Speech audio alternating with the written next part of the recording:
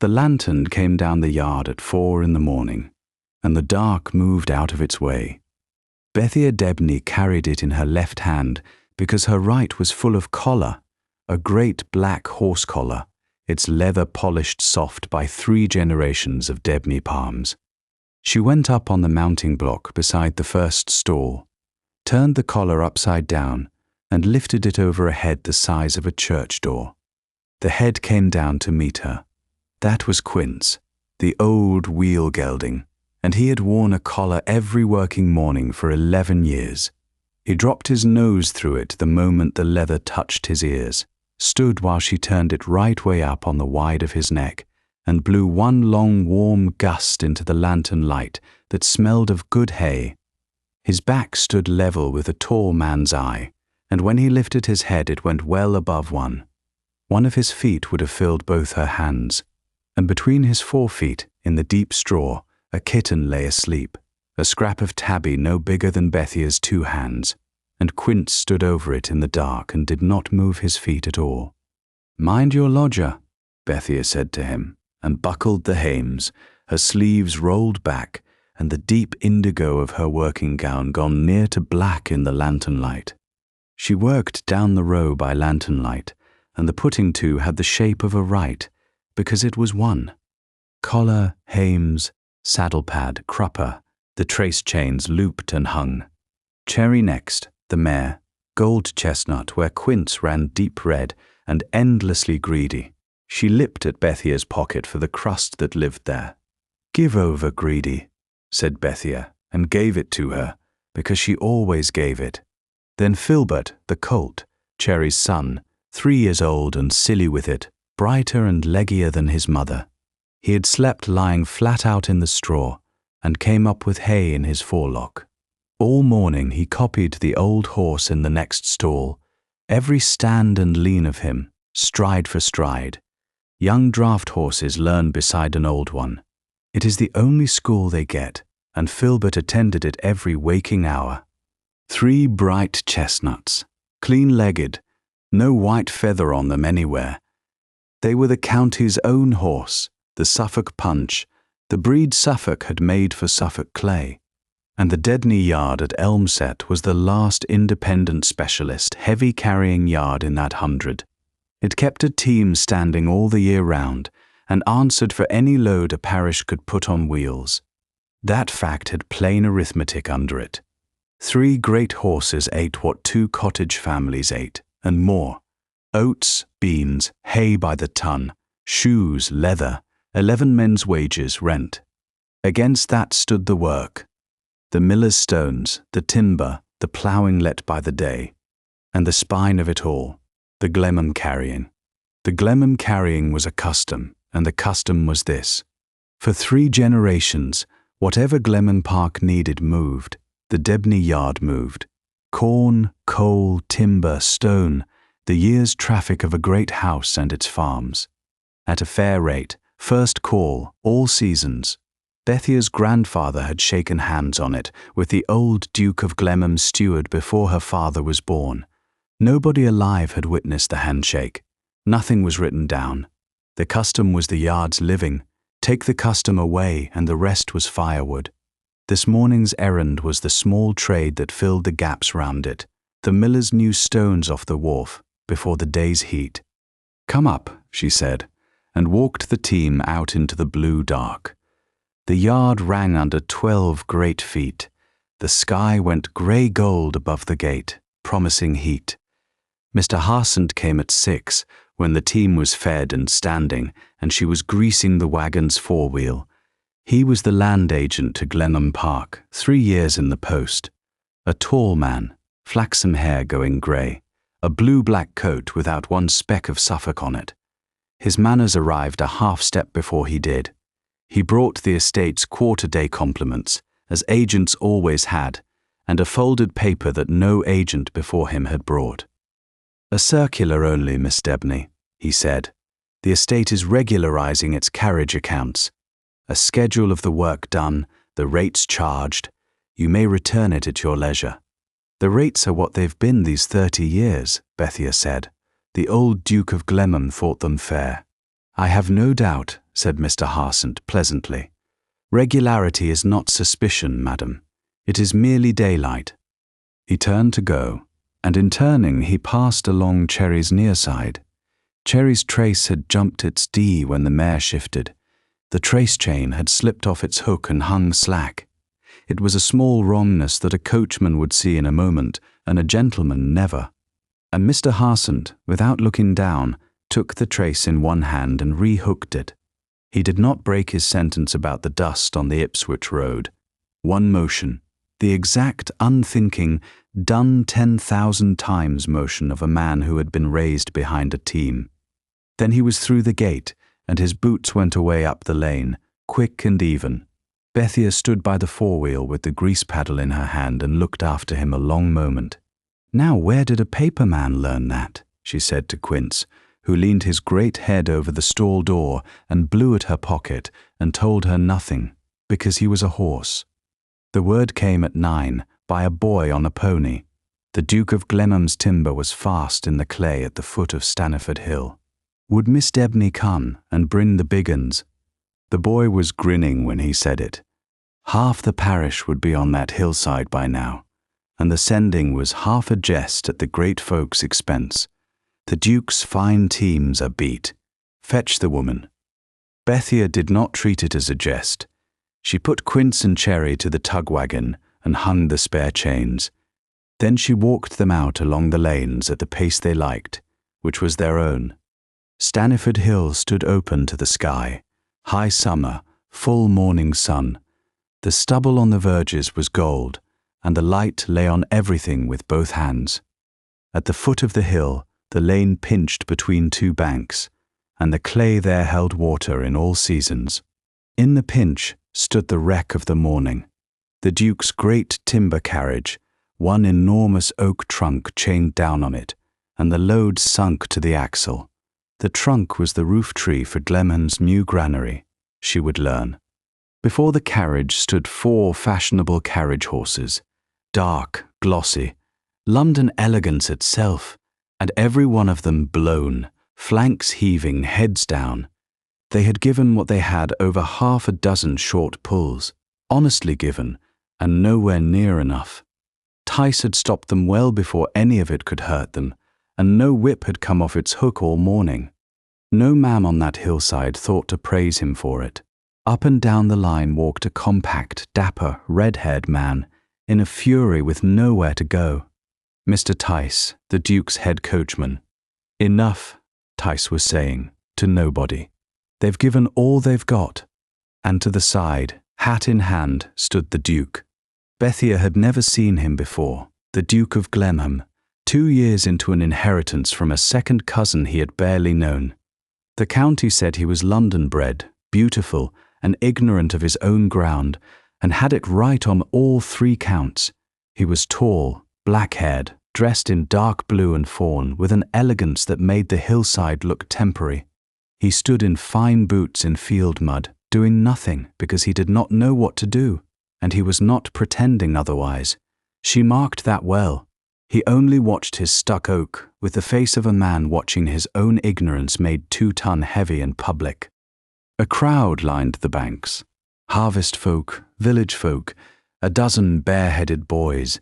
They had been watching the fine teams fail for an hour. They parted for the Suffolks in a silence that was its own kind of noise. "Miss Debney," said Tice, and his bow was civil and his voice was not quite. "I'm told you shift timber." "Now and again." "Then I wish you joy of it. There's 45 hundredweight of oak in that clay, and my horses are the best bred cattle in this county, and it has beat them. It'll want a road built, or a crane, or the Almighty." Bethia was not listening. She was walking the ground. She walked the pinch from end to end and read it with her feet. She crouched at the sunk wheel and looked at the set of it, the depth, the lie of the load above. Then she walked the line the load would want to come, and marked where the clay ended and the chalk began. "Whose chains are these?" "Mine," said a carter. "I'm borrowing them. You there, cast off that lashing, the near one." "Thank you." She moved 6 men's tackle without asking anyone's leave. rehung the dragbats, made Tice's lashings again her own way.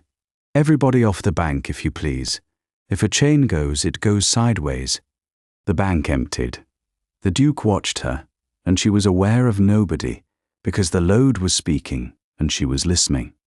Then she put Quince and Cherry to it. They went into the traces quietly, side by side, the pair of them filling the lane with Chestnut. Tice's tallest horse would have gone under Quince's chin. She hung the chains and checked every link with a running hand. Then she stood away at Quince's head, small and indigo against all that chestnut, and the hillside went quiet. Quince, she said. Cherry. Nothing more. Just the names, low, the same weight on each. The two horses leaned. That is the only true word for it. They did not lunge, and they did not scrabble. They set their great shoulders into the collars and simply, gradually, terribly leaned, and the chains came up off the ground one link at a time and went quiet taut, like a held breath let out backwards, and the oak groaned, and the clay held. Steady, said Bethia. Hold. They held, near enough a ton of horse apiece, leaning on the collar and the load creaking on the edge of coming, and she made them hold it there, and the crowd on the bank had stopped breathing. And then Quince knelt. He gathered himself, the settle and the shortening she had felt coming, and he went down into the collar.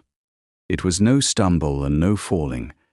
It was the drawing attitude the breed is famous for, asked for and given, the knees folded low and clear of the clay, the whole of him lowering deliberately into the collar, his neck cresting over, his vast body driving forward and down along the line of the chains.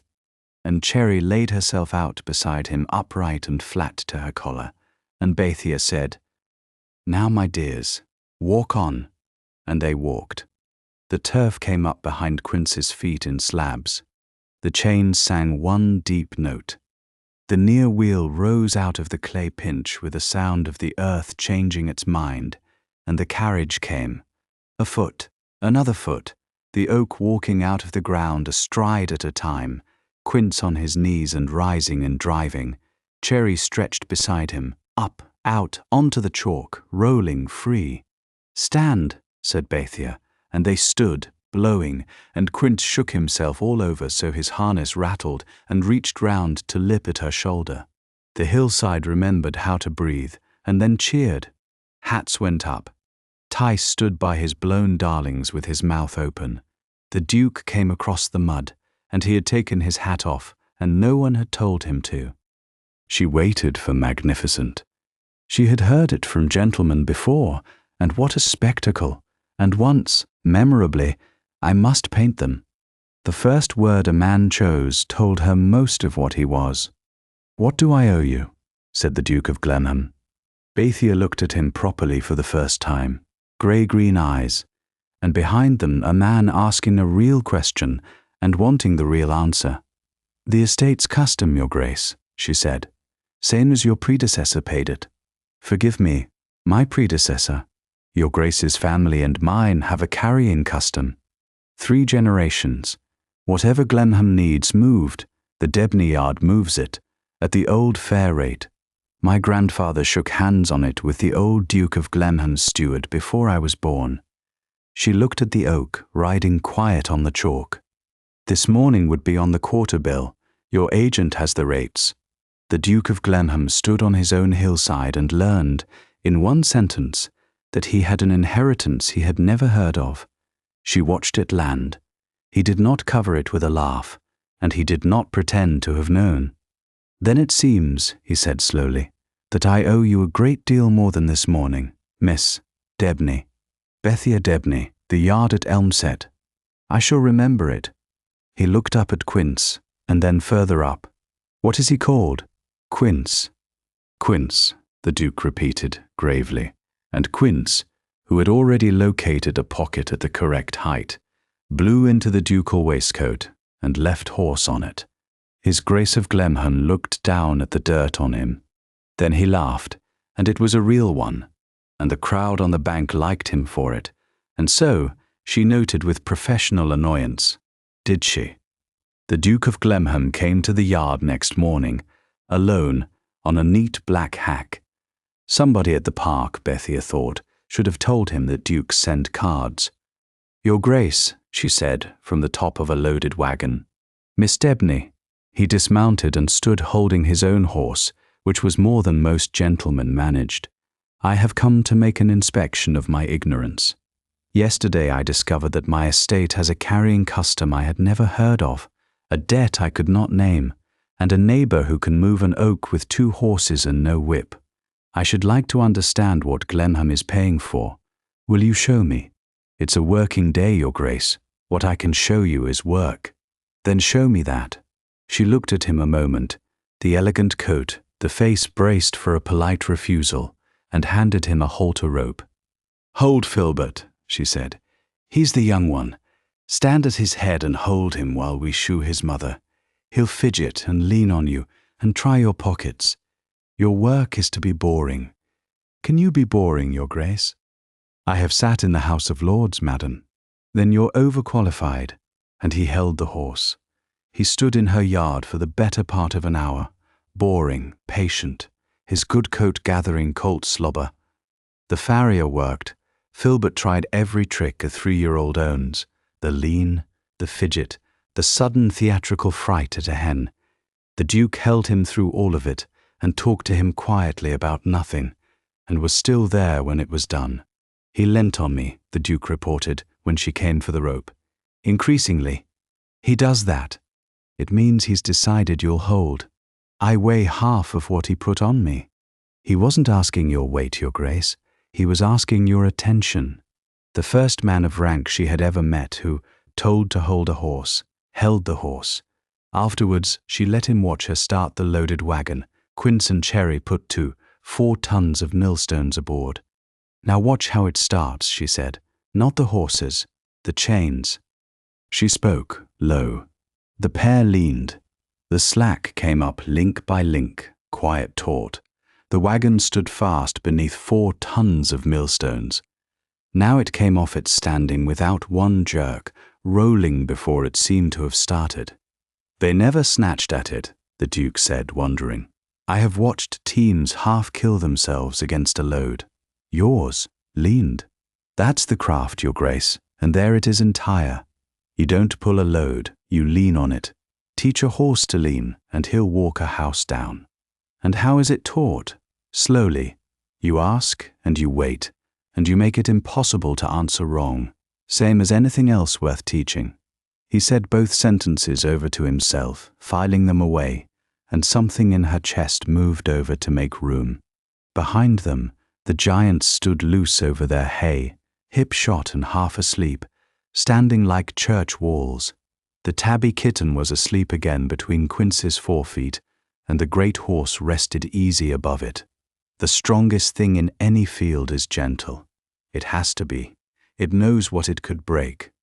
Obadiah Debney watched the visit from his chair by the yard stove, and said nothing until the Duke had ridden away. Bethia's uncle was 63, big-framed and upright still, white-bearded, ruddy, with bright grey eyes that missed nothing. His hands were ruined. 40 years of chain and frost had swollen the knuckles until a buckle beat him on cold mornings. They were the only part of him that had ever surrendered anything. He kept the wage book now, and every hand that worked in that yard went into it, every day priced honest. That evening he opened the book and wrote, slow and sideways, while Bethia was seeing to the mash. "What are you at?" she asked. "Entering the day's labour," said Obadiah. "New man. Strong, green, 4pence a day and his dinner." She read it over his shoulder. Under the meat column of the yard's men at the bottom, G, new man. Held colt 1 her 4D. "Uncle, he is the Duke of Glemham." "Then he's the first Duke I've had at 4pence, said Obadiah, "and I'll thank him not to spoil the rate for the others." She meant to tell his Grace, when next he came, that it was her uncle's joke, and never got the chance. The Duke came Tuesday, saw the book open on the table, and read his own entry. He went, she would treasure this, perfectly still with outrage. "4pence, said the Duke of Glemham. The garden boy at the park has 6pence. The garden boy, said Obadiah, can back a wagon. 4pence, said the Duke again, to nobody, and hung up his coat on the peg by the door, and came back Tuesday anyway, and the Tuesday after that. Glemham Park under Mr. Harsant was a beautiful machine, and it hummed. The Duke walked its stable yard that week as he had walked it for 2 years, half proprietor and half guest. Mr. Harsant walked beside him with the quarter's ledgers under his arm. The old Duke's heavy horses were long gone, sold before his time. In their stalls stood light, fast Yorkshire teams, glossy and interchangeable. On paper, everything was contracted, priced, and moving at a modern trot. The principle, Your Grace, is simple, said Mr. Harsant. An estate is not a museum. We keep nothing for sentiment. We keep what earns. A light team does its errand at 8 miles the hour and eats accordingly. Your predecessor's sort of horse does it at 3 and eats like a parish. And the heavy work? Timber, stone, my roof tree on Stanniford Hill. A pause, 1 heartbeat long. An awkwardness, Your Grace, of the sort any system meets while it is being perfected. I have written to a contractor in Ipswich who supplies draft power by the job. Modern practice. We hire strength when we need it, as we hire a chimney sweep, and feed it never. Miss Debney's yard has done that work for 3 generations, I'm told. No estate on earth owes 1 yard a living, Your Grace, and the lady had best hear it from a friend, said Mr. Harsant very smoothly. Hire strength by the job, and you pay for the pull. Guarantee 1 carrier all your custom, and you pay for the standing about as well. There will be heavy work in Suffolk for 50 years yet. There is no reason it should be bought by the year from a yard 4 miles off. Sell the slugs while they'll still fetch iron money. That would be my counsel to her, kindly meant. As to the custom, Your Grace, I have found no such instrument in the estate papers. What is not written has a way of having always been misremembered. Mr. Tice, polishing a carriage lamp within earshot, offered his own professional opinion of the Debney cattle, which was shorter. Elephants in leather, Your Grace, grand at standing still. I grant they shifted your oak, and a crane would have shifted it too, and a crane doesn't eat. The Duke looked at the light teams in their stalls a while. Mr. Harsant, what did this stable cost the estate last quarter? I shall have the figure on your desk by morning, Your Grace. And what did the Debney bills cost my predecessor? Any quarter you please. A small silence. The old accounts are not indexed to modern purposes. No, said the Duke. I begin to think nothing here is. It was further than he had ever pushed, and it emptied his store. For 2 years he had nodded at sound-sounding men rather than expose the size of what he did not know. He had signed whatever improvement put before him, trusting the hand that turned the page. On his desk that evening lay a neat memorandum headed Regularisation of Estate Carriage, awaiting only his name. He did not sign it that night. He put it in a drawer and could not have said why, except that 4pence of it was his. It was in that stable yard, at the end of the week's inspection, that the thing happened. A groom led a Yorkshire gelding past, fresh harnessed for the afternoon post. The hame sat a thumb too high, the small wrongness that galls a shoulder by evening. Mr. Harsant, mid-sentence about drainage, stepped in without looking, knocked the strap loose, reseated the hames, and drew the strap up true. One motion, done 10,000 times before it was done this once. Then he looked down at his own hand as though it had spoken out of turn. He wiped it slowly down the skirt of his black coat. He wiped it again. Then he walked on and finished the sentence about drainage and did not glance at the horse again. Bethia heard of it 2 days later. The groom's cousin, who carted sand, told it laughing. The paper man set the hames like a wagoner born and then wiped off his own hand for the touching. She carried it home to the stove, still half a joke, and told Obadiah. Obadiah did not laugh. He sat with his ruined hands cupped on the wage book and looked at the fire a long time. Whatever he read there, he kept. Mr. Tice came to Elmsett the following week, sent with a message about the granary timber. Then he stayed unsent for the better part of an hour. He had chosen his moment, Bethia working Filbert on a long rein, teaching the colt to stand square. Tice hung his elegant person on the gate and made sure she saw him unimpressed. Filbert was having a foolish morning. "Stand up, silly," said Bethia. He stood crooked. He gawped at the gate, at Tice, at the same hen as ever. Asked forward, he surged. Asked to stand, he looked about for Quince, found the old horse at hay across the yard, and copied his stance to the very slant of the hindquarters. Then he fell asleep in it. "You want a whip, Miss Debney?" said Tice at last, professionally. "I say it in kindness. Every yard in London schools with a whip. It answers." "It answers," Bethia agreed, coming to the gate, the colt drowsing on the rein behind her. "A whip can be a word, Mr. Tice. If it is the only word you have, you've run out. I've not run out. And when the horse runs out of patience first? He's a Suffolk, Mr. Tice. He was born patient. It's men that run out, yard by yard." Tice took that away with him, and it worried at him visibly, on and off, for a month. Cherry flattened her ears at him from her stall. She had done it since his first sneer. By August she would forget why, and go back to trying his pockets with the rest. The Duke asked about Cherry on one of his Tuesdays. "Why those two?" he asked. Quince and Cherry stood at the trough together, and Filbert stood a respectful half-length off, drinking when Quince drank. "Why is the mare always beside the old horse? You have other pairings you might make." Filbert grows. "Would a young pair not serve you longer? Come here and I'll show you what a pair is." Bethia put her hand flat on Cherry's golden shoulder, and the mare went on drinking. 6 years ago I tried Cherry beside 3 other horses before ever I tried her beside Quince. Good horses, everyone. She worked beside them, and she gave them her legs and kept her heart in her own pocket. You can feel it through the chains when a horse does that. The load comes, but it comes grudged. Then I put her beside Quince, and she laid herself into the collar the first pull as though she'd been born in it, and she has never once grudged him anything since. She rubbed the mare's neck. You don't match a pair by colour. You match them by who they'd rather be standing next to. The Duke was quiet a moment. "And if you had to part them?" "I won't have to." "But if—" "The pair go together, Your Grace, or they stay. That's the yard's rule, and it's older than me." She said it without heat, a plain fact of the establishment, priced and settled long ago. You can sell a wagon out of a yard. You can't sell one heart out of 2.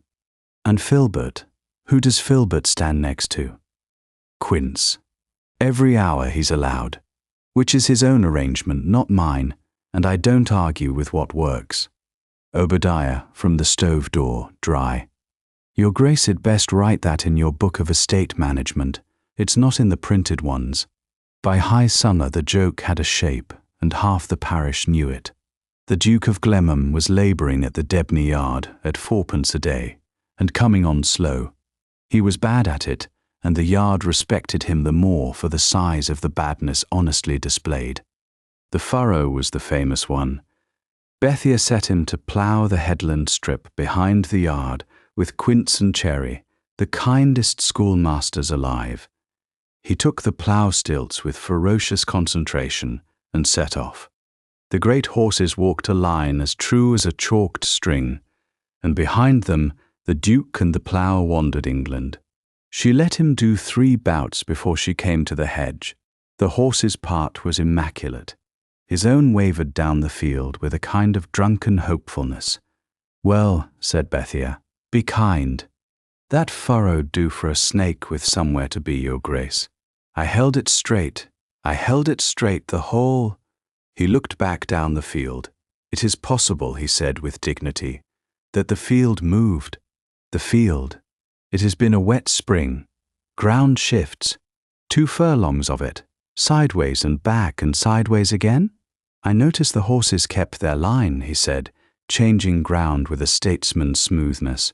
"They generally do. They've 30 acres a year of practice, and nobody ever taught them to look down at their feet. She came over the hedge and stood beside him at the stilts.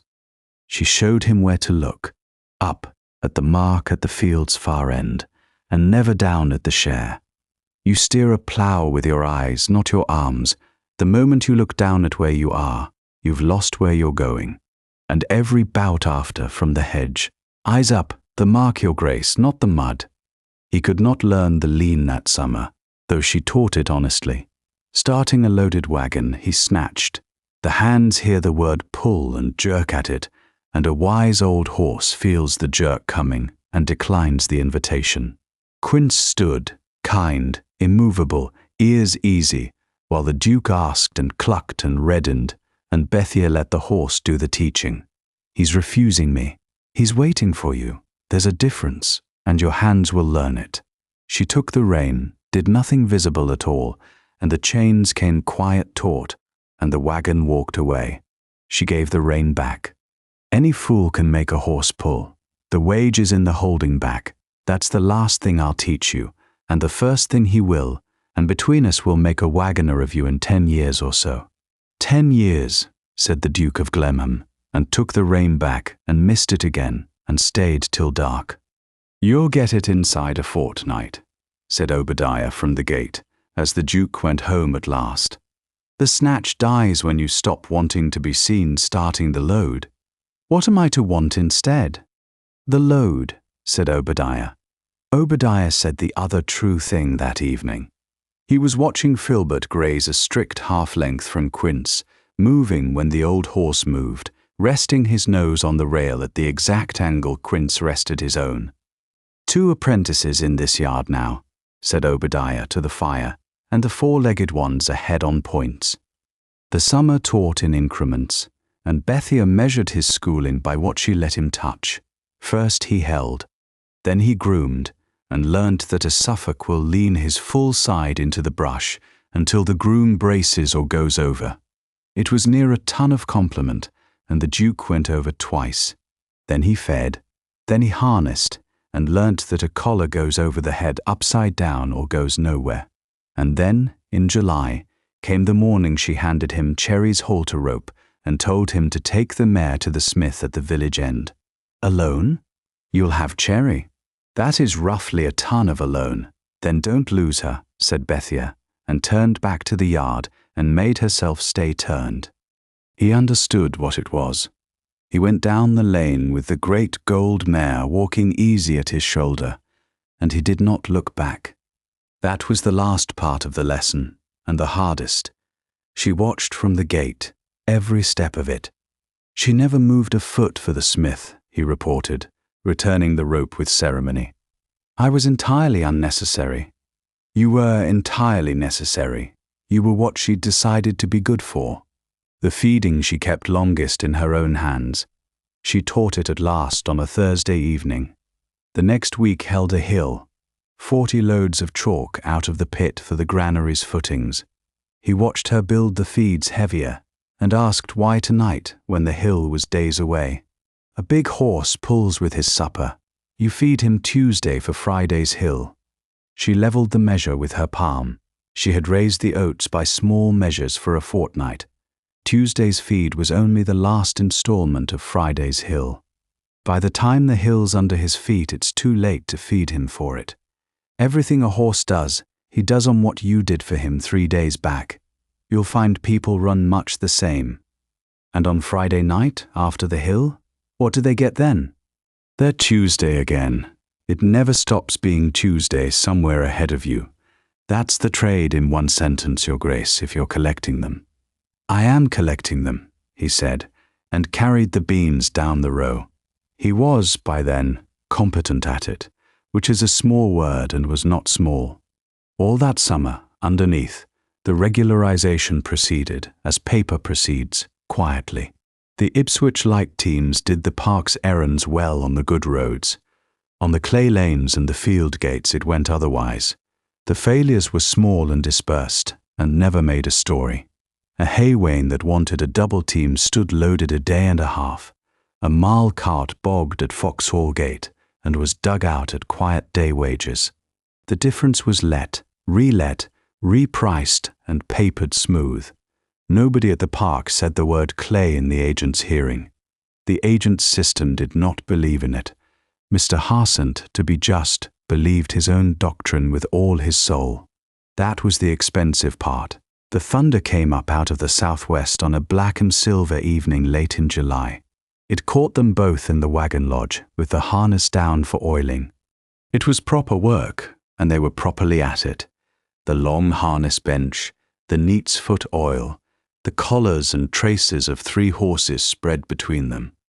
Beyond the lamplight stood the great sleeping shapes themselves, Quince's breathing slow and deep, Filbert's legs going now and then in a colt's running dream. Then the sky opened. Rain came down on the lodge roof with a noise that moved the walls in close. There was no going anywhere for an hour. They both knew it in the same moment, and bent to the oiling with sudden great attention. They worked through 1 collar and half the long traces, passing the oil, not talking, the rain very loud and the lodge very small. The buckle on Quince's belly band had sat stiff since spring. The Duke fought it, greased it, fought it again. Stiff, he said, and Bethia, not thinking, which was all of her defence afterwards, put her hands over his hands to show the trick of it, the roll and back turn her father had taught her. The buckle gave, and neither of them moved their hands. The rain was very loud. The lamp made 1 gold room of the bench, and the dark made another around it, and in the dark room the horses breathed. He turned his hands over, slowly, under hers, palm to palm. He did not grip, and he did not snatch. He had learnt it by then, in his hands, where she said learning counted. He held still, and let the weight of the question lie between their palms, and waited. "Your Grace," said Bethia, "I wish you would not call me that tonight. It's what you are." She took her hands back. She did it gently, and it cost her, and she was long past pretending to herself that it did not. "And here is the arithmetic, and I'll say it the once, and then we'll finish this harness. I'm 27, and I've held this yard 5 years on my own name, and nobody else's. A tradeswoman who lets a duke court her is a joke the county has told 100 times, and the county knows the ending every time. When it ends, the duke is a duke still. The woman is what's left of a joke, and her trade with her, and every man who ever sent his carting to her yard has an opinion. I've a yard, an uncle, 3 horses and 11 men's wages standing on my name being a plain and serious thing."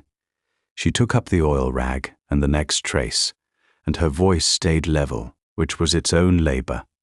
"I'd sooner keep you at 4pence and keep you, Your Grace, than have 1 summer grand and lose the whole of it."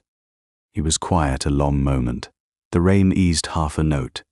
"You have counted it all," he said at last. "I count everything. It's the trade. Then I'll tell you 1 thing only, and then we'll finish the harness." He took up the rag's other end. "I mean to be worth recounting." They finished the harness. The rain stopped near 10. He walked home through the wet dark, leading his hack rather than riding it, for no reason he ever gave. And Bethia sat a while in the lodge with the lamp out, listening to the eaves drip and the horses breathe, and called herself quietly several plain Suffolk names. Mr. Harsent's letter came on the 1st of August, by hand, sealed, in a clerk's fair copy. It was beautifully drafted. She read it once to herself, then aloud for Obadiah. Her voice did not change, which told her uncle everything about how bad it was. The estate of Glemham has concluded its review of carriage arrangements. The carrying of the coming wheat harvest is assigned forthwith to Messrs. Cobbold of Ipswich, suppliers of draught power by the job, as a trial of the new method, and upon its success the estate's remaining carriage, corn, coal, timber, stone, and all traffic whatsoever, passes into the same hands at Michaelmas next, the 29th of September. Errands already ordered stand, and will be carried by your yard through the quarter-day. The estate thanks Miss Debney for services rendered over many years, and encloses the quarter's account for settlement in the usual way. And then came the sentence that showed the drafting hand. It was made with care, and, in Mr. Harsant's fashion, with conscience. He was never a liar, and would not pretend an old thing had been nothing. As to the arrangements said to obtain between the estate and your family, being nowhere reduced to writing, it has not been voided, madam, for a thing must exist to be voided. The estate is confident that, upon reflection, you will find this a distinction of importance. The yard's spine, removed in one sentence, not broken, the drafting was better than that, shown never to have been there. And the harvest was not at Michaelmas.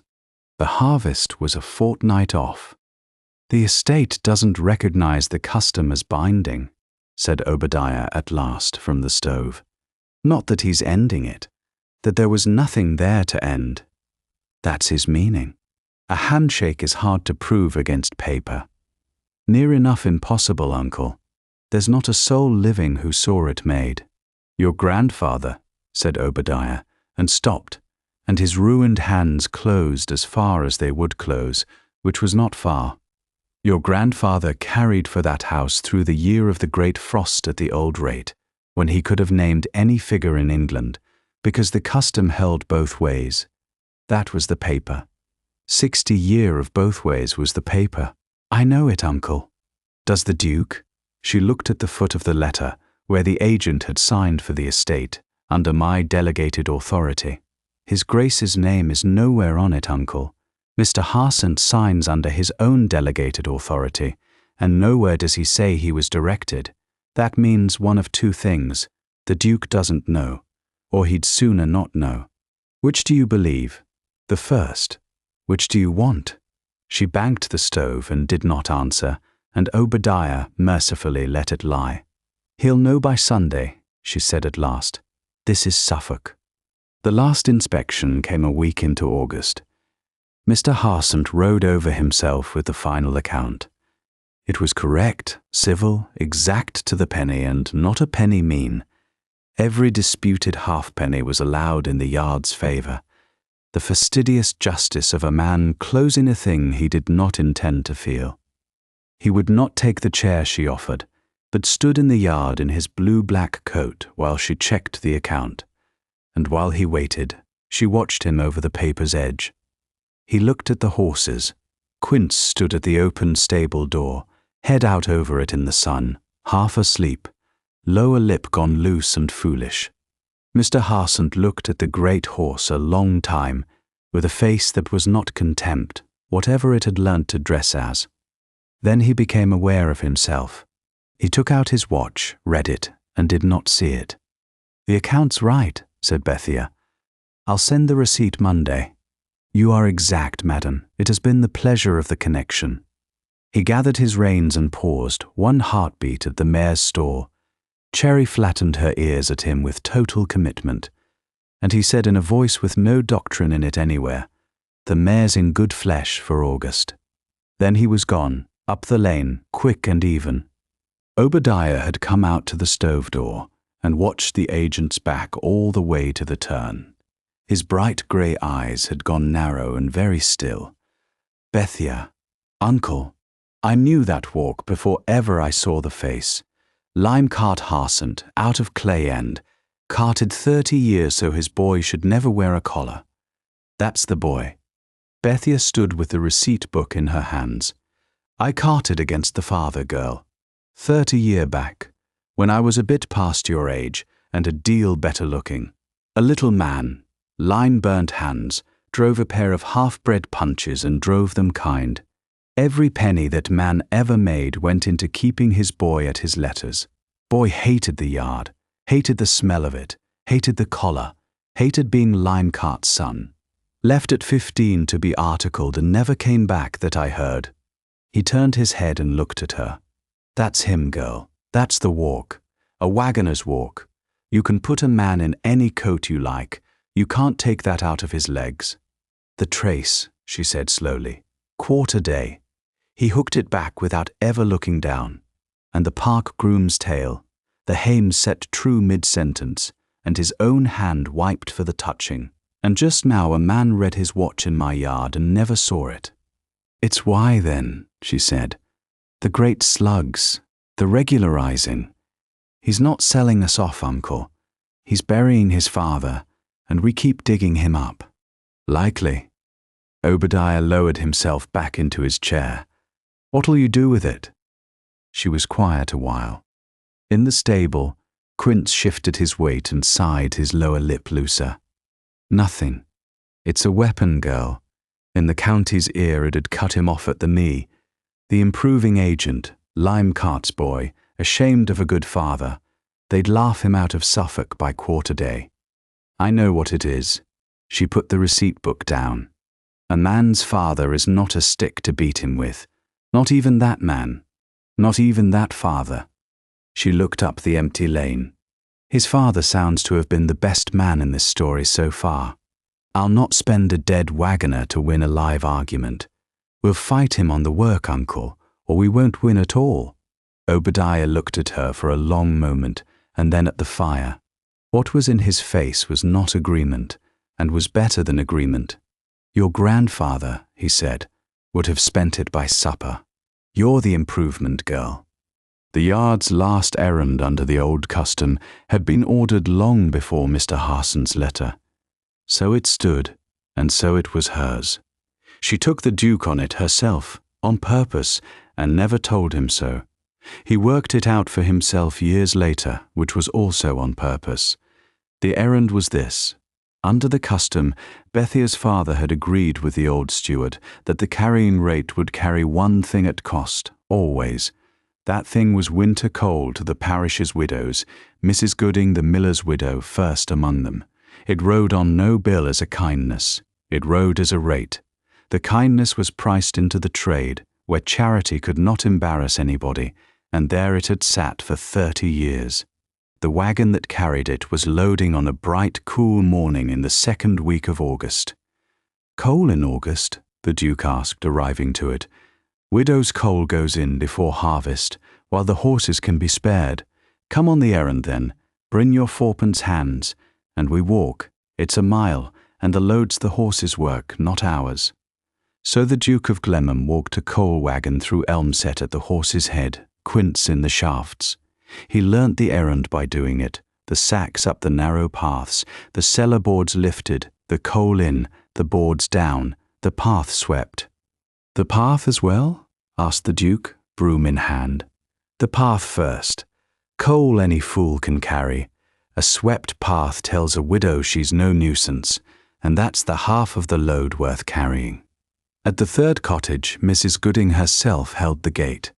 She was a small, wiry woman in a spotless cap, and she watched the Duke carry her winter up her path on his shoulder.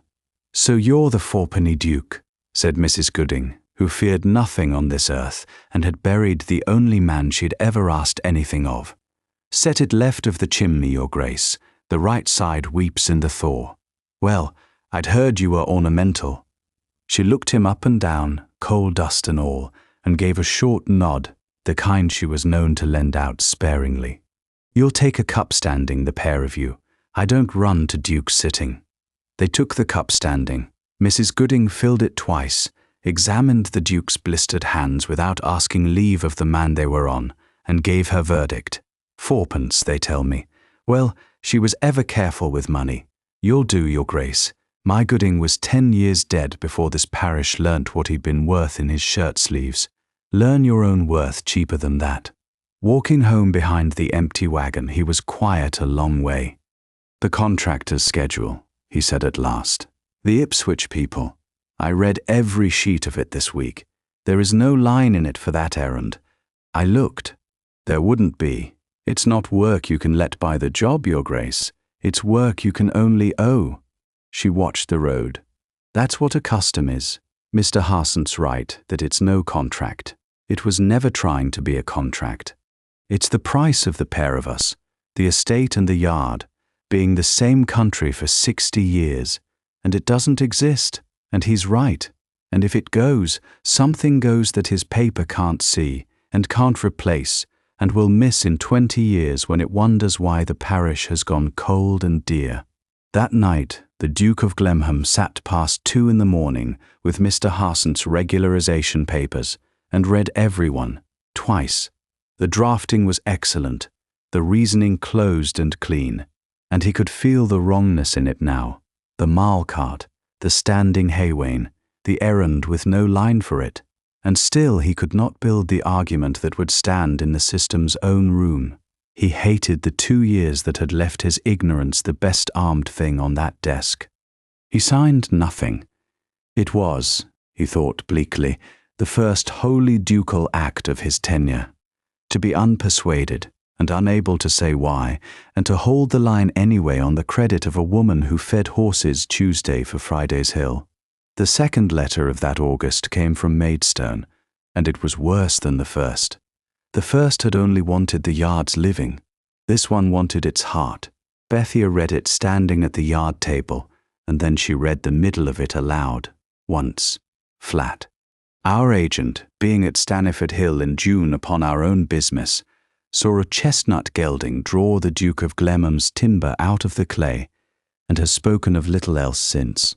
The estate of Glemham having lately advertised for tenders for its carriage, we conclude the Elmsett yard's work is spoken for elsewhere and its horses may be come at. Our London trade requiring a wheel horse of exceptional substance, we are prepared to give, for the big one, the sum of— she did not read the sum. It was, by any market in England, iron money and half again. For quince alone. She put the letter face down on the table and stood with her hand flat on it. Mr. Harsand had advertised for tenders. He had not advertised her, and would have thought it beneath him to. It made not one halfpenny of difference.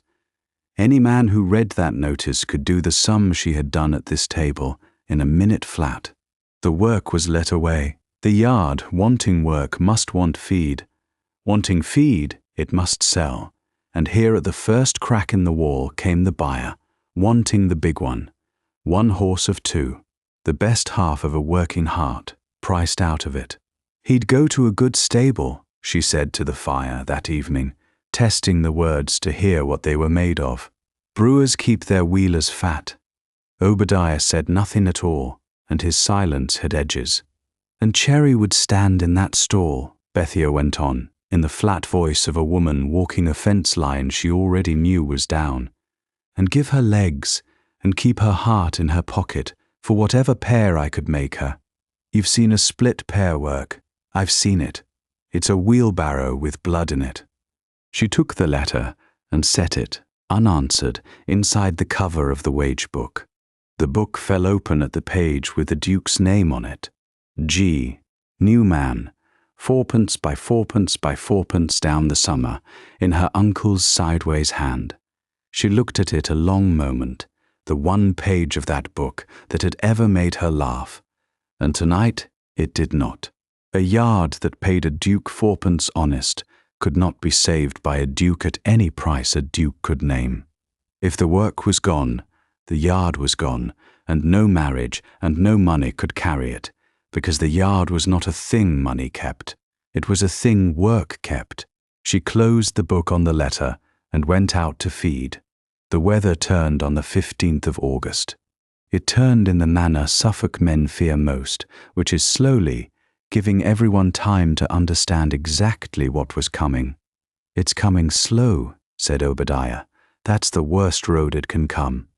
The glass fell all Tuesday. The swifts went high, then low, then went. 300 acres of the estate's wheat lay cut and bound, standing in shocks in the low clay fields towards the river. It was the finest crop of the young Duke's tenure, and it was waiting its carrying. Wednesday dawn came green-grey, with a wind out of the southwest that smelled of other counties' rain. Every farmer in the 100 read the same sentence in it. 2 dry days, possibly 1, and then a fortnight's water. Whatever wheat still stood out when the water came would sprout where it stood and feed nobody. On Wednesday morning the Ipswich contractors' light teams came to the low fields, and the low fields ate them.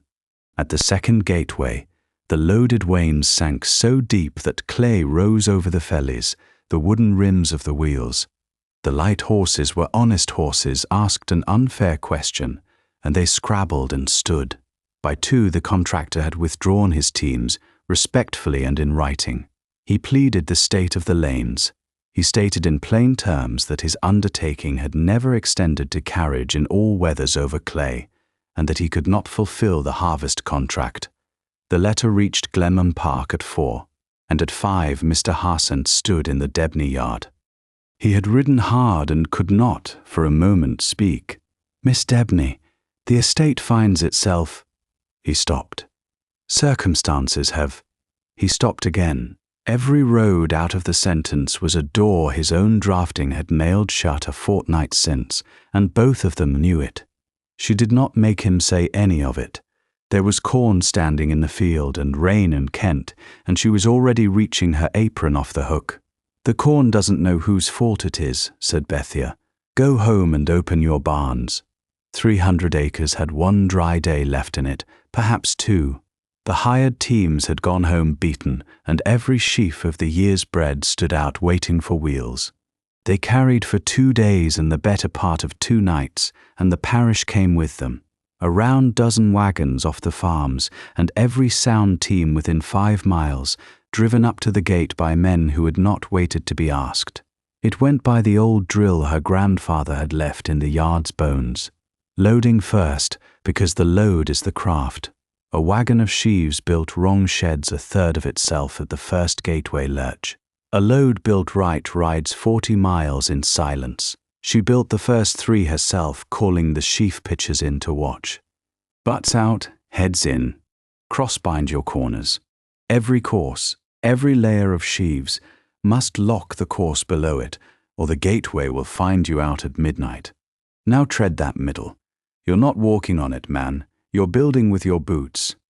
Then she stood down and made the best 3 learners each build one under her eye.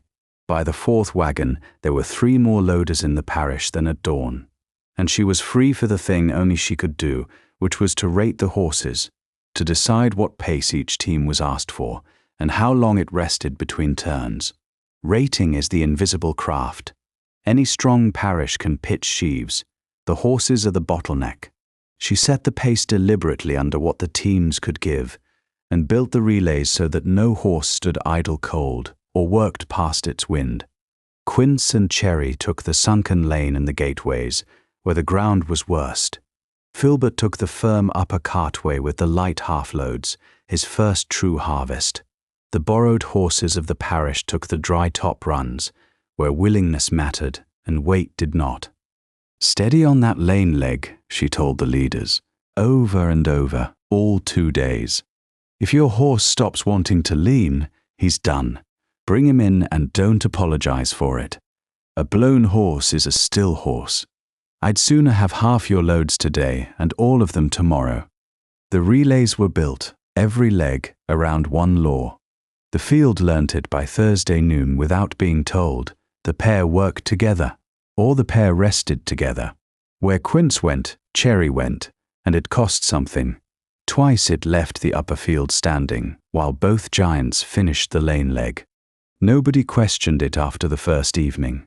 The lane leg was the harvest's throat, and the 2 horses that held it open leaned into their collars for 2 days with their hearts entire. No scramble, no fret, ounce upon ounce upon ounce. Mrs. Gooding ran the parish's feeding from a trestle in the home meadow, a quartermaster who had waited 30 years for a war worth her talents. There was bread and bacon and harvest beer, and tea by the pailful, and her tongue kept the meadow in marching order. "You'll eat it walking, William Skye. The corn won't wait on your sitting down. Your Grace, there's cheese in your other hand, or there ought to be." The Duke of Glemham had arrived at 6 on Wednesday evening, dressed wrong and past caring. He came to Bethia in front of the men, hat in hand. "Miss Debney, have you a place for me?" "At what wage?" It was out of her mouth before Mercy could stop it, and the field held its breath on the joke. "4pence," said the Duke of Glemham. "I understand the rate is fixed." "Then take Filbert. The upper cartway's yours." The field understood what she had given him, the colt's first harvest and the Duke's, the yard's 2 apprentices put 2 together. It was work with mercy built into its edges, firm ground and half-loads, and it was real. short turns up the cartway with long rests between, 2 days of them. Lead and turn and stand and start, Filbert leaning on him at the halts, no whip at all. Only a voice going hoarse, saying the names of things. Stand, walk on, good lad, until voice and colt found the rhythm between them, and the loads came down steady and unhurried. And Bethia, passing once at dusk, watched the two of them start a half-load off greasy ground, and the Duke's hands did not snatch.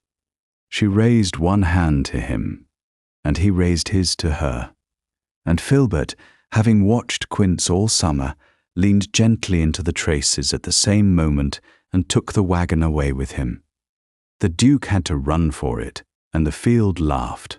It was, he said afterwards, the proudest minute of the year, both halves of it. The second night was the hard one. The wind had been rising since dusk. The first rain came after 10, fat single outrider drops. 4 loads still stood in the far low field, with the sunken lane between them and the barns. They worked by lanterns on the gateposts, on the wagon ladders, at the head of every team. The smell of rain was unmistakable now, close and patient.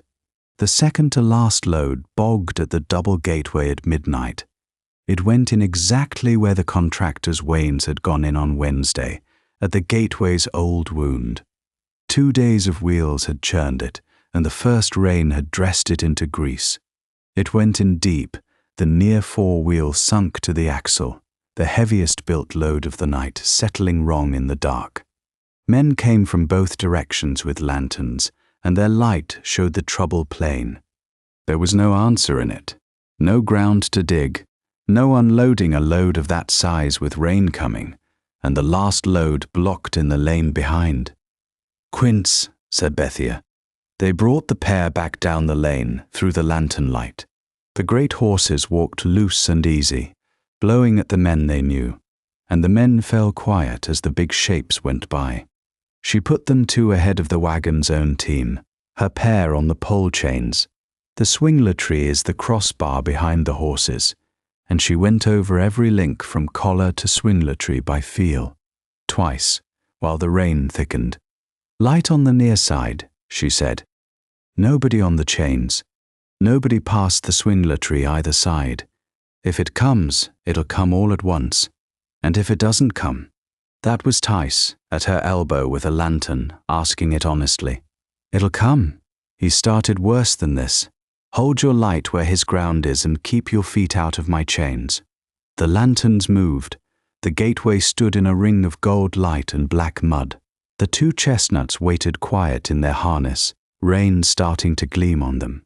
Bethia went to Quince's head and stood in against his cheek, and those nearest heard what she gave him, his name, and the low run of old working words. Now then, my dear, now then." The pair leaned. The chains rose, link by link, out of the mud, and drew quiet taut. The wagon groaned and held. Cherry laid herself out flat to her collar, hind legs driving down and back, and held there, and beside her in the streaming lantern light, the old horse gathered himself, shortened, settled, and knelt. No stumble, no falling, the drawing attitude again, asked for and given in the streaming dark. Down into the collar, the knees folded low and clear of the mud, the neck cresting, a ton of horse lowering itself deliberately forward and down along the line of the chains, like the closing of a great hand, and the noise that came up out of the gateway. Then was the earth itself losing its grip, a long sucking cry of clay, and the wheel came, and the wagon came, and Quince rose out of his kneel walking, 1 stride, 2, the load walking behind him, Cherry with him stride for stride, out of the hole, up through the gateway, onto the firm crown of the lane, away. "Walk them dry and walk them warm," said Bethia, handing the pair to 2 men she trusted. "They've earned their Tuesday." The lane made no cheer this time. Stanniford Hill had been a morning's wonder. This was midnight and rain and the year's bread, and what went along the lanterns was quieter. Men looking at one another bareheaded in the beginning rain, in the presence of a thing done rightly at the last possible hour. It was at that gateway, in that light, that Mr. Harsent took off his coat. He had been in the field since Wednesday evening, and for the first day he had been furniture.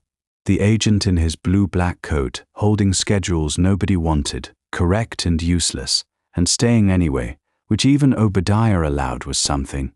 But at the midnight gateway the wagon came clear, and the lane started moving again.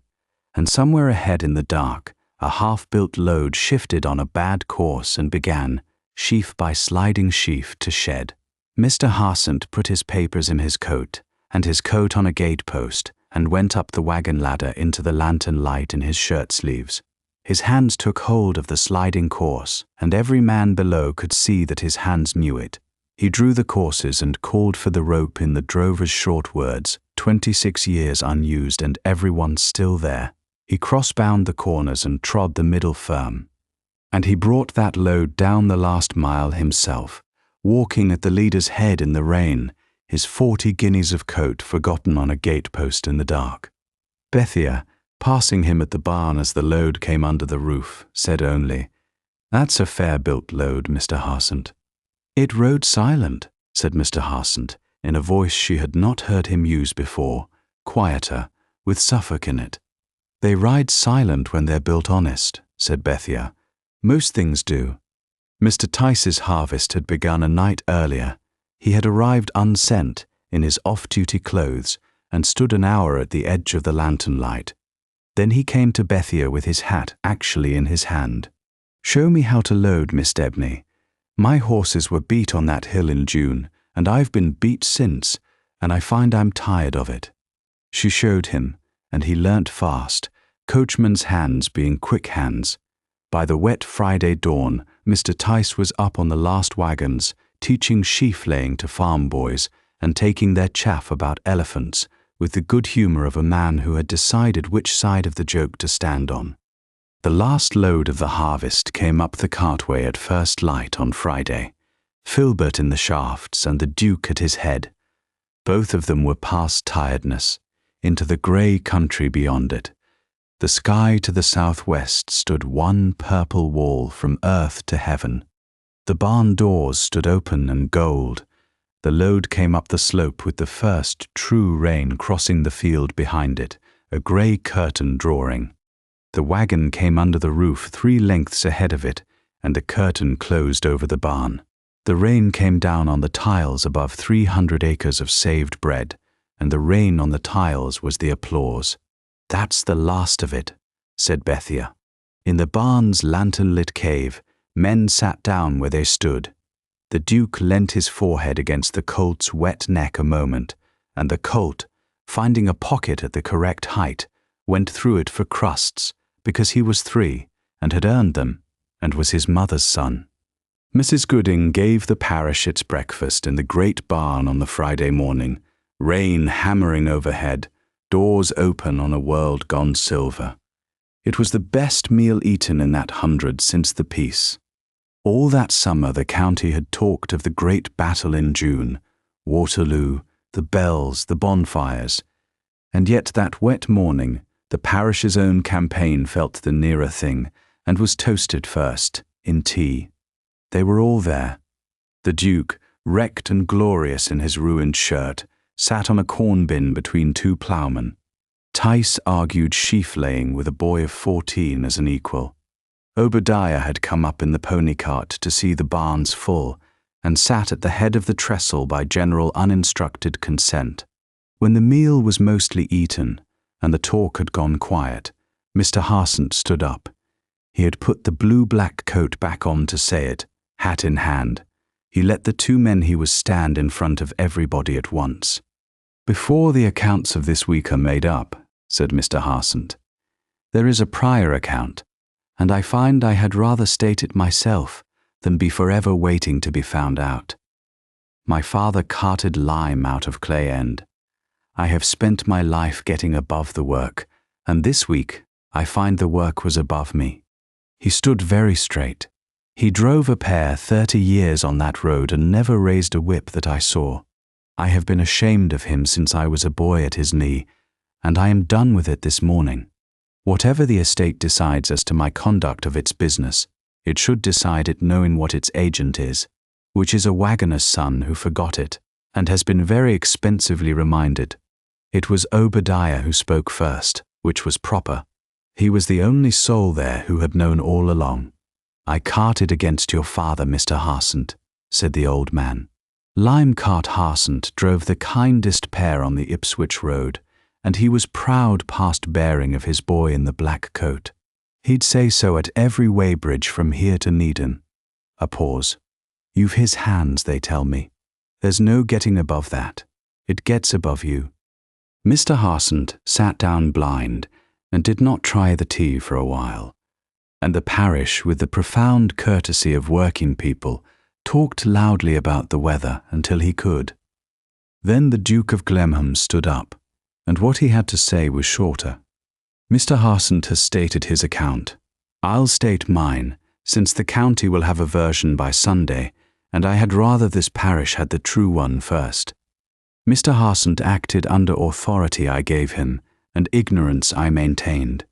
His error was not committed outside my name, and whatever is settled at that yard table this afternoon will be settled with that written at the top of it. The business was done across the wage-book table that same afternoon, rain loud on the window. It was done as business, which was its mercy. The Duke of Glemham drew the paper in his own hand. A fair copy would follow from the lawyers, but he wished the first draft written by the fourpenny man. It said what 60 years of handshake had said, and it said it in writing, vested in her own name.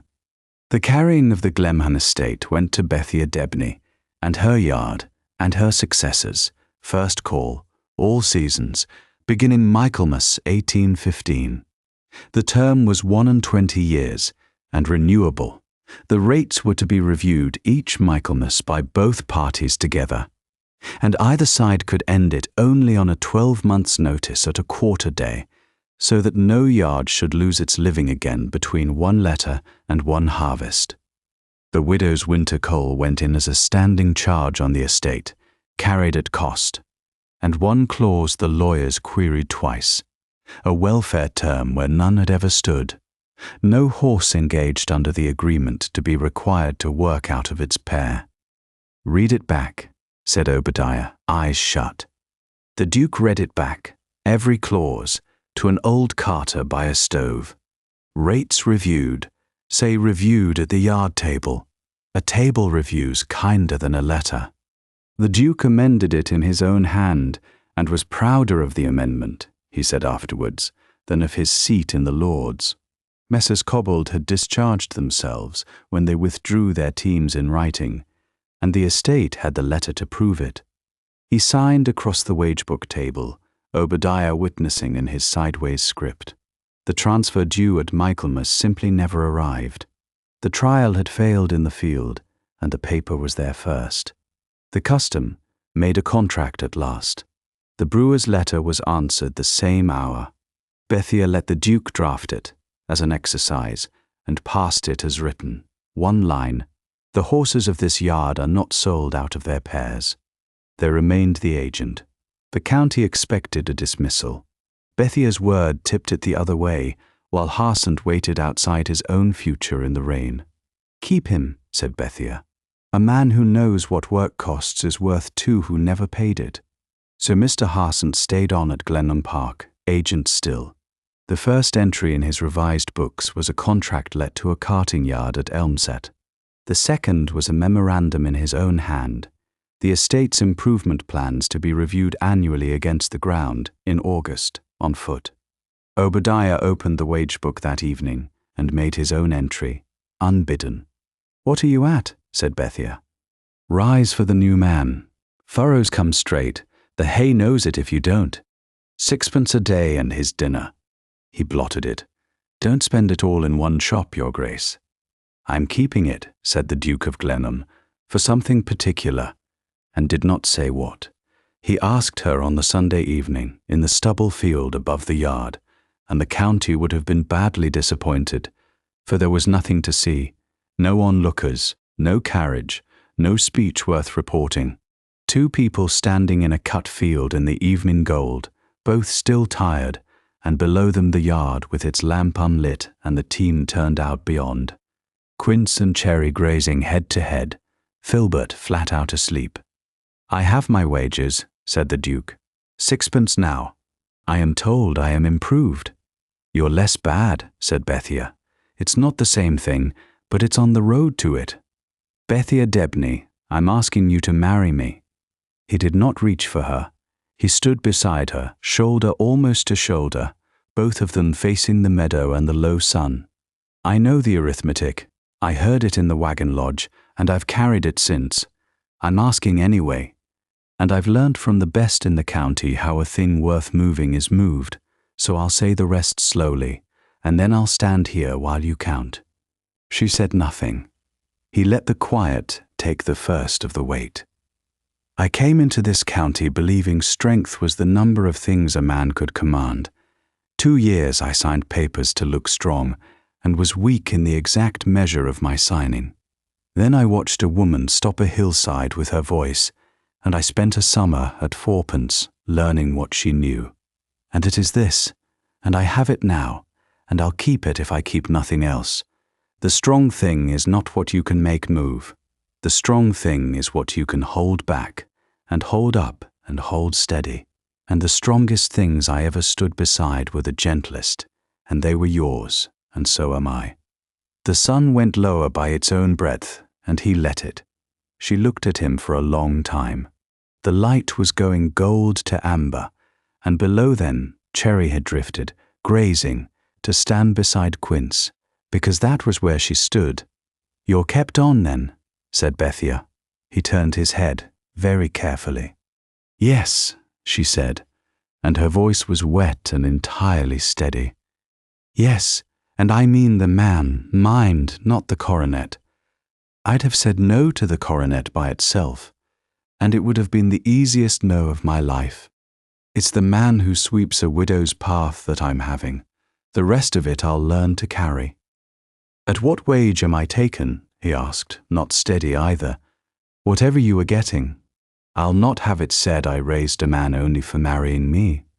"8pence," he said. "I mean to petition for 8pence at Michaelmas. I have prospects." "You have references," said Bethia. "2 of them are horses. 3 if you count the kitten. The kitten pays no rent and gives no character.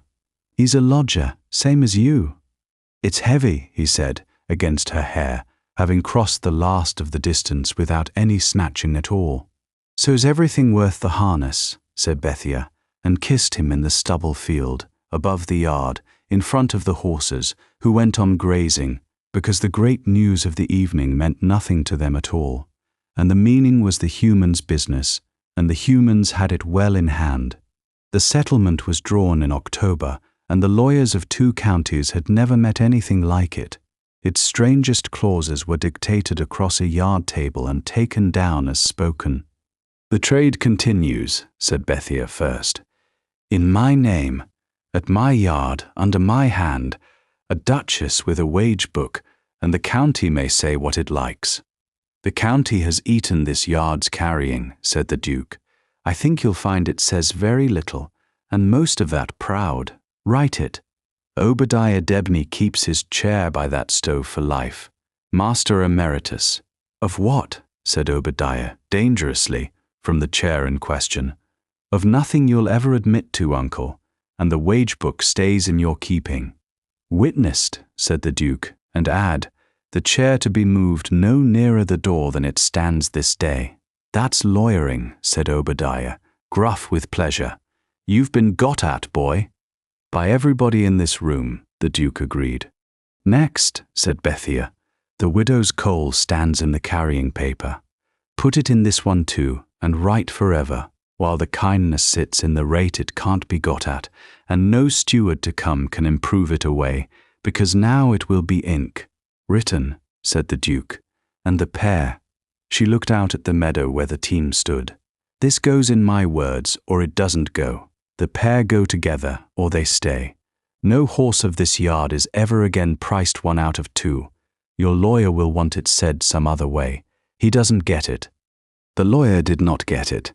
The clause stands in the settlement in those words, and the old attorney read them out twice for the pleasure of the sound. There was one more piece of yard business, and Mr. Harsent brought it himself, a paper held out across the table.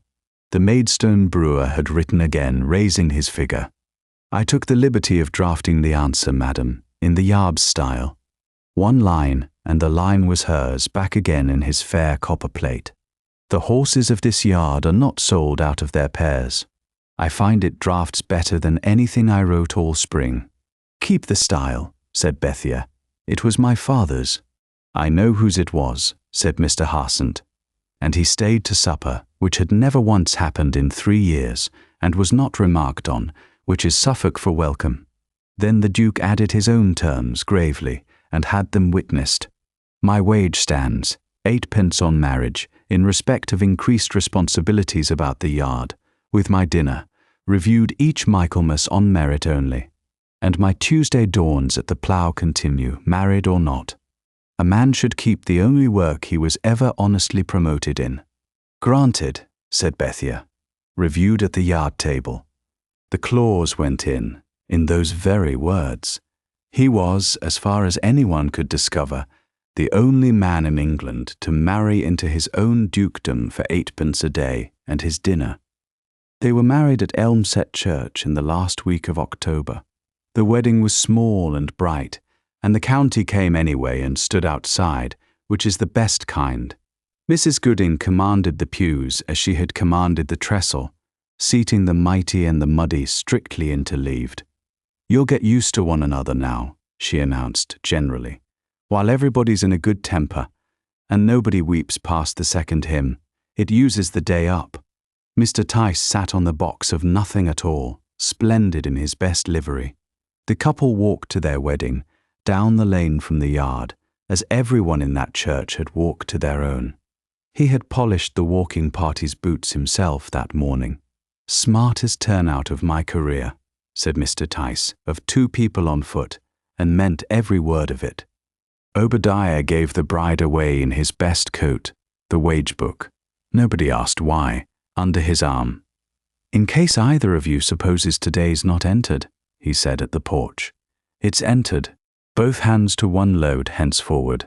I priced it at nothing. First thing in 40 year I ever let out of this book free. Mr. Harsent sat in the 3rd row in his blue-black coat, and he wore for the first time in 26 years his own face. It was a Suffolk face, a wagoner's face, and it was seen to smile at the singing. Bethia came up the aisle in deep indigo blue silk, the first silk of her life, dyed to the exact working blue she had worn all her working days, because she saw no cause to arrive at her own wedding as somebody else. And the Duke held still, and let her walk to him, and every soul who had stood on a certain hillside in June understood what they were looking at. And outside, ribboned to the wagon like sunrise, stood Quince, Cherry and Filbert, brushed to a shine that made the churchyard look lit twice. They hauled the bride cake and the parish's borrowed chairs from the church to the barn, one easy load on a dry road. It was a working day like any other, and that was the point. A working day like any other, said Obadiah, watching the wagon go, and the best day's work this yard ever turned out. The parish walked home behind the wagon in the low gold light, and nobody who was there ever forgot it. The next evening, with the chairs returned and the county gone home, the meadow above the yard held everything the story had. The team was turned out. Quince and Cherry stood head to tail in the last warmth, swishing the summer's flies off each other in the old lazy office of a pair. The gelding's lip gone loose, the mare's eyes half shut. Filbert lay flat out in the grass, deeply and completely asleep, still more foal than horse for one more year. And below them, where the yard lamp was coming on, a duke in shirt-sleeves knelt beside a wagon learning, badly, to grease an axle, while a duchess in working indigo stood over him and told him what he was doing wrong, and would go on telling him for 50 years. The great horses stood quiet in the grass, and the light went down golden on the oldest independent carrying yard in the 100, which was nobody's relic anymore and never had been one. It was first call, all seasons, and it was written down. And that, dear friends, is the story of Bethia Debney and her Duke of Glemham, of the Debney Yard and Glemham Park, of Mr. Harsant who found his father's hands at the bottom of a harvest, and of Quince, Cherry and Filbert, the gentle giants who knelt into their collars and brought the bread home through the rain. The strong owe the world their gentleness, friends. That is what the strength is for. So tell us true down in the comments, who did the heavy work at your house that nobody ever thanked? And did they ever get their harvest home? We read every comment.